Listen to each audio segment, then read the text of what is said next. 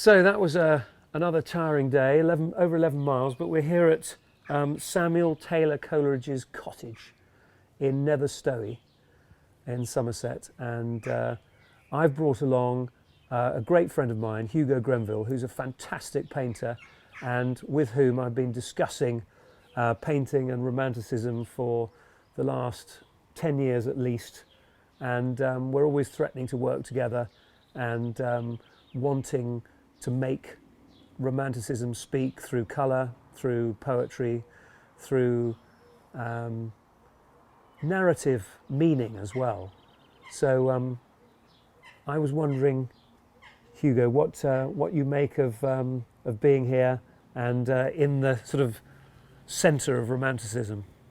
I think if Coleridge and Wordsworth were to burst into life right now, they would be very disappointed. I mean, you know, Romanticism was a reaction against the Age of Enlightenment, against too much rationality, too much science, too much planning, too many numbers.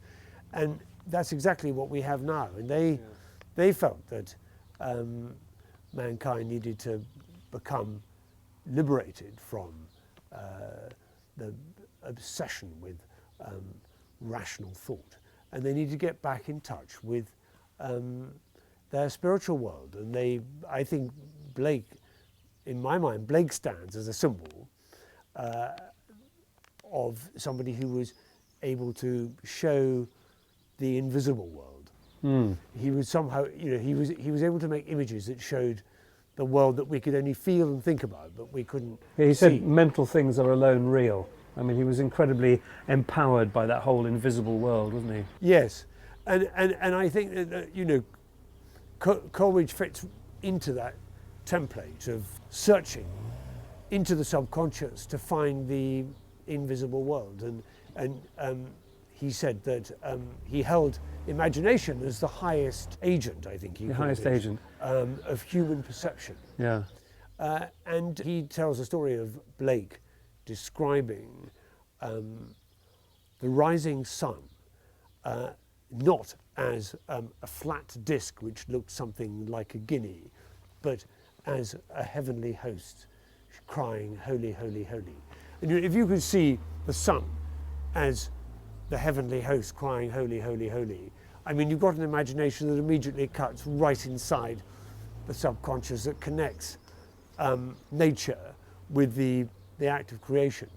And that's really what seems to me at the heart of Coleridge's work, and it's why he's such an important figure in the Romantic movement, and it's why painters like Samuel Palmer understood what he was doing in the Blake tradition, why Turner read Coleridge's poetry, why Coleridge has been a figure that Romantic painters and Romantic people have always felt very close to.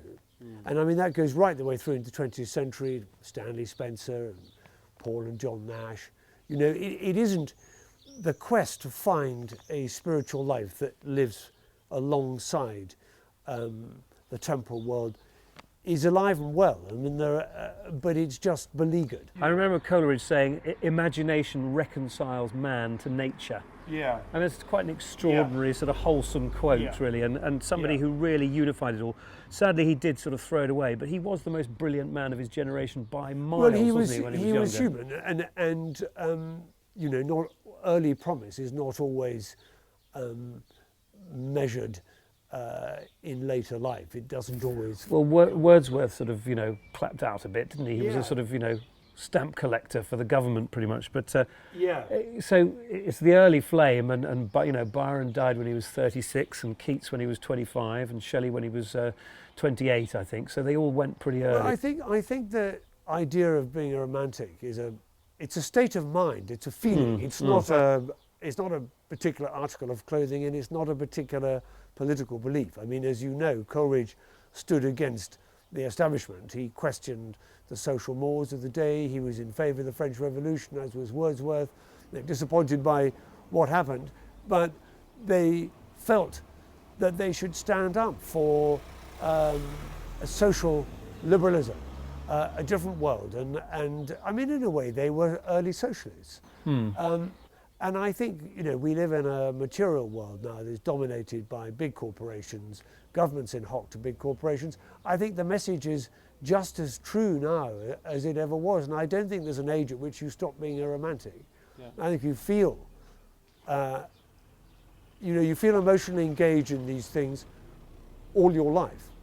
And if you're an artist, I think you have to be emotionally engaged. I mean, whether you're writing music or writing poems or painting pictures, I think you need to be questioning. I think it's in the last stanza of Frost at Midnight that Coleridge, he's imagining what his child might be given, and he asks the Almighty to give him an inquiring mind. And that, I think, is at the heart of Romanticism, that yes, you can prove it all by science, but again, quoting Coleridge, he said that I have known rational men, and they have an acute mind, an acute microcosm, but when they look at greatness, they go all blank and they see nothing. And I think that's the point. Somewhere there lies this ability to connect with the unconscious, to connect with the spiritual, and find a way of manifesting that in our temporal lives. So I think the walk is about that. It's about being in touch with creation. It's about trying to get down to the absolute bottom footings of what is the point of life. What is life about? What should we do with our lives?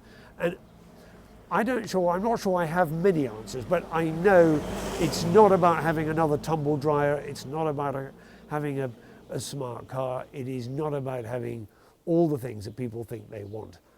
We are burdened by materialism. And actually what you're doing is making a very physical statement. You are taking some of that materialism off. You are travelling more lightly. And it is through travelling more lightly that we are most likely to find some sort of spiritual truth. So I'm right behind it. I admire you for doing it. I don't have your ability to withstand physical discomfort to quite that extent. And I've not yet freed myself from the burdens of materialism, but it is in my mind as something that is wholly good to do. And I think whilst you do it, to raise awareness of the many hundreds of millions of kids who don't have what European children take for granted, is so important.